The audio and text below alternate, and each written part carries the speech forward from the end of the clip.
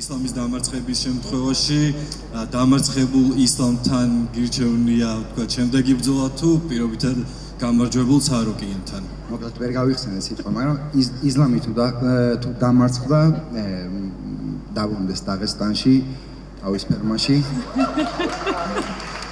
თუ მოიგო კიდე წყესო, ხო, ცხვარი მომწყესოს.